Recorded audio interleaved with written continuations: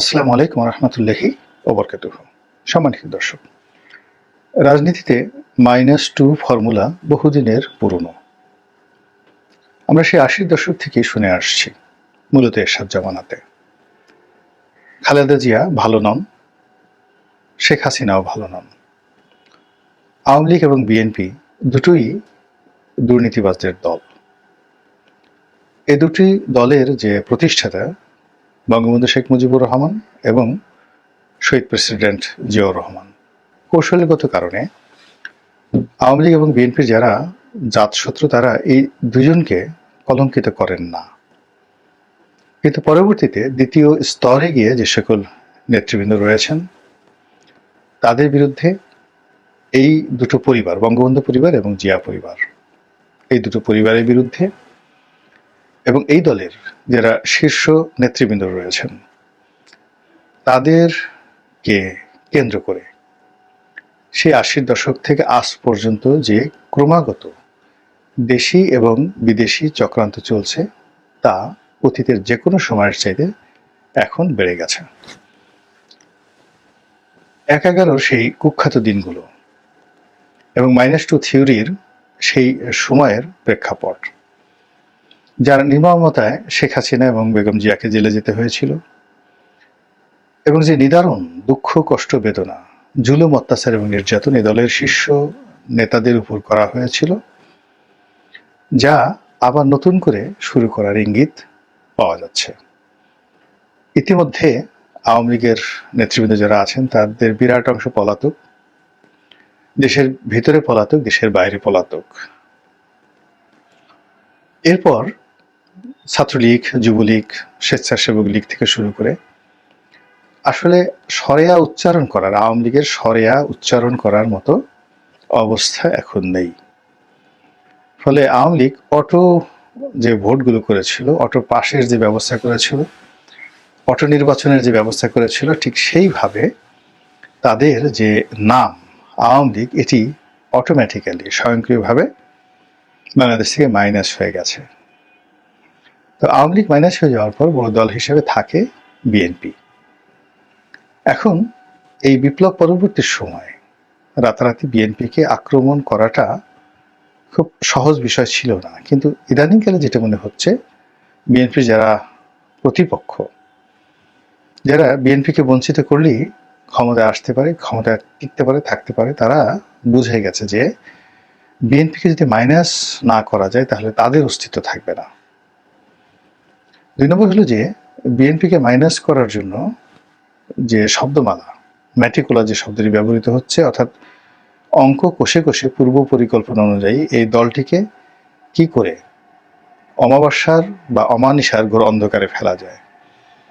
এই দলের বিরুদ্ধে, সাধারণ মানুষের বিরুদ্ধে যে ক্ষোভ বিক্ষোভ রয়েছে, অর্থাৎ এই দলের বিরুদ্ধে সাধারণ মানুষের যে ক্ষোভ বিক্ষোভ রয়েছে সেগুলোকে কি করে উস্কে দেওয়া যায়, কত দুর্নাম এবং বদনাম করা যায়, তা গত ৩ থেকে ৪ মাস ধরে আমরা দেখতে পাচ্ছি।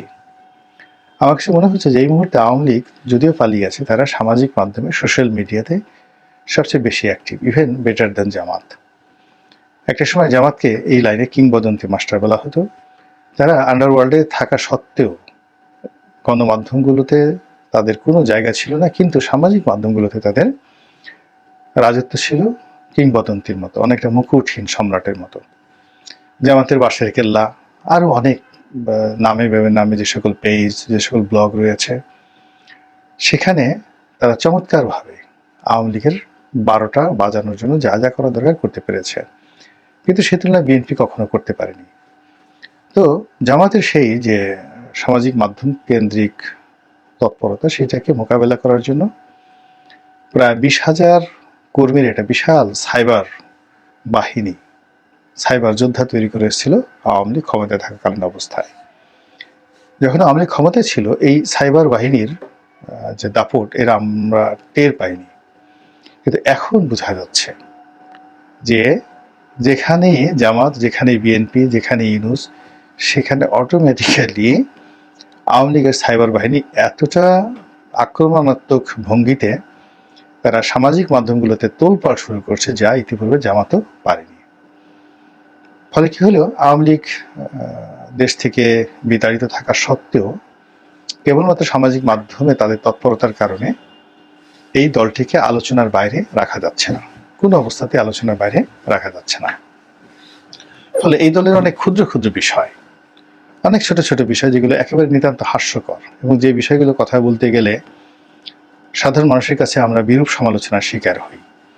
কিন্তু আমরা যাই বলি না কেন, ভারতের পত্রপত্রিকা, ইংল্যান্ডের পত্রপত্রিকা, এমনকি বাংলাদেশের যে সোশ্যাল মাধ্যমের অন্যান্য যে সকল সেলিব্রিটি রয়েছে, তারা কিন্তু সেই যে সাইবার যোদ্ধাদের, আওয়ামী সাইবার যোদ্ধাদের যে তৎপরতা, সেই তৎপরতা নিয়ে তারা কিন্তু কাউন্টার তৎপরতা দেখাচ্ছে। তো এখানে আওয়ামী লীগের সফলতা।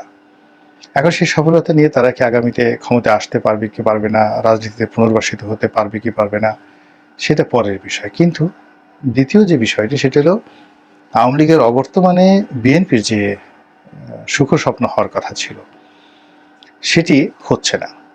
একটার পর একটা পলিসিতে বিএনপি ধরা খাচ্ছে, এবং বিএনপি যারা প্রতিপক্ষ এই মুহূর্তে যারা আছেন, আমি কারো নাম বললাম না, তারা সবাই রাষ্ট্র ক্ষমতা থেকে শুরু করে প্রায় প্রতিটি পলিসিতে একটার পর একটা সফলতা দেখাচ্ছে।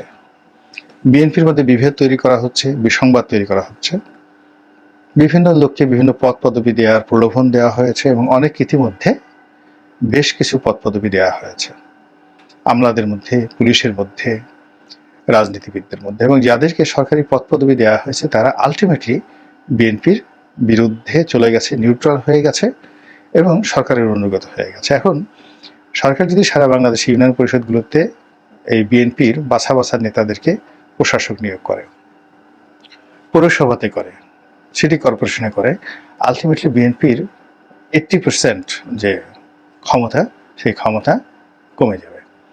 বিএনপির যে সকল প্রভাবশালী নেতারা ব্যবসা বাণিজ্য করেন, তাদেরকে যদি ডেকে এনে রাষ্ট্রীয় কিছু ব্যবসা বাণিজ্য দেওয়া হয়, কিছু সামরিক ডিল, কিছু বেসামরিক ডিল, এই সমস্ত বিষয় যদি দেওয়া হয়, তাহলে তারা সবাই এক একজনে জগৎ শেঠ, রায় দুর্লভ এবং মির্জাপুর হয়ে পড়বেন। আমি নাম বললাম না, এদের লোভের জিহ্বা এত বিশাল, এত ধারালো, যে তাদের কাছে আসলে জামাত বা আওয়ামী লীগ শিশু। তো এই লোকগুলো গত 15 বছর আওয়ামী লীগের রীতিমতো বিরুদ্ধে তারা যায়নি, বরং আওয়ামী লীগ তাদেরকে মাঝে মধ্যে একবার লোভ দেখিয়েছে। অনেক সময় কাটা খাওয়া বিড়ালকে যেভাবে কাটা দেওয়া হয়, ওইভাবে তাদেরকে কাটা দেওয়া হয়েছে। তো এইগুলো দিয়ে তাদেরকে নিউট্রাল করে রাখা হয়েছে। এখন বর্তমান সরকার যদি তাদেরকে কিছু এইভাবে উচ্ছিষ্ট কাটা ফেলে দেয়, সঙ্গে সঙ্গে তারা কিন্তু বিএনপি বিরোধী হয়ে যাবে, এবং বিএনপির জীবনে এরকম ঘটনা বহুবার ঘটেছে। থার্ডলি হলো যে বিএনপির এই মুহূর্তে প্রাণ শক্তি জনাব তারেক রহমান, ঐক্যের প্রতীক। এখন তারেক রহমানকে মাইনাস করতে হবে। মাইনাস করার জন্য তারেক রহমান বিরোধী দলের ভিতরে এবং দলের বাইরে, তারেক রহমান বিরোধী, বিএনপির বিরোধী এই শক্তি, তারা ইতিমধ্যে অনেকগুলো মাস্টার প্ল্যান তৈরি করে ফেলেছে। সেই মাস্টার প্ল্যানগুলোর মধ্যে প্রথমত তারেককে ভয় দেখানো, ওনাকে বিভিন্ন অ্যাঙ্গেল থেকে তার মনোবল ভেঙে দেওয়া, এবং তাকে অনেকটা যাকে বলা হয় ভাগ্যের উপরে নির্ভরশীল করে তোলা। অর্থাৎ আন্দোলন, লড়াই, সংগ্রাম, বোঝাপড়া, সমঝোতা, এগুলোর পরিবর্তে তাবিজ, কবাজ, জাদু, টোনা, বান, নামাজ, কালাম, দান, খয়রাত, আকাশের প্রতি যাকে বলা হয় নির্ভরতা, এই জিনিসগুলো করে দেওয়া হচ্ছে।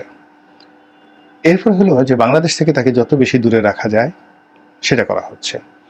3 নম্বর হলো দলের প্রথম সারির নেতাদের পরিবর্তে তৃণমূলের সঙ্গে তার সম্পর্কটা যাকে বলা হয় বাড়িয়ে দেওয়া হচ্ছে, এবং ইচ্ছে করেই বিভিন্ন এজেন্সির লোক তৃণমূলের, বিএনপির লোকদেরকে দিয়ে তারেক রহমান সাহেবকে টেলিফোন করে একজন আরেকজনের বিরুদ্ধে, এক নেতার বিরুদ্ধে অন্য নেতার বিরুদ্ধে নানা রকম তথ্যপত্র দিয়ে তাকে রীতিমতো কনফিউজ করে দেওয়ার একটা মাস্টার প্ল্যান হচ্ছে। যেমন ধরুন, একজন নেতা তারেক রহমান সাহেবের খুব ঘনিষ্ঠ, তার নাম মদন মিয়া।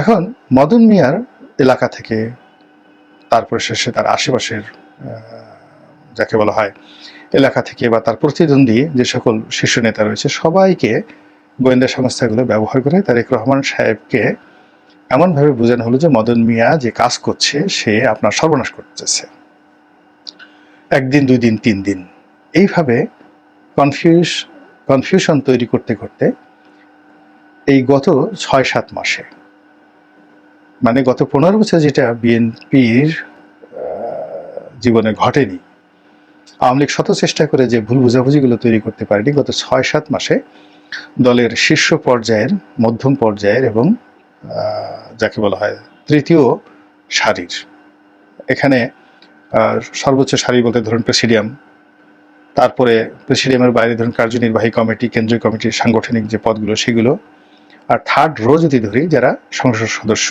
প্রার্থী হবেন, তাদের অনেকের সঙ্গে ম্যাটিকুলাসলি জনাব তারেক রহমানের সম্পর্ক নষ্ট করে দেওয়া হয়েছে এবং আরও নষ্ট করার জন্য প্ল্যান, যাতে করে তারেক রহমান সাহেব কোনো অবস্থাতেই বিএনপির নেতৃত্বে স্থির হতে না পারেন এবং তিনি বাংলাদেশে আসতে না পারেন, এবং তাকে বিএনপি থেকে যদি মাইনাস করা যায় তাহলে যারা চক্রান্তকারী তাদের জন্য একেবারে 7 খুন মাপ, তারা যা ইচ্ছে তাই করতে পারবে এবং সেই কাজগুলো এগিয়ে চলছে।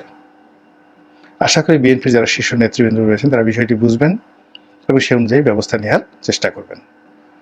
মহান আল্লাহ আমাদের সবাইকে হেদায়েত দান করুন এবং হেফাজত করুন। আসসালামু আলাইকুম ওয়া রাহমাতুল্লাহি ওয়া বারাকাতুহু।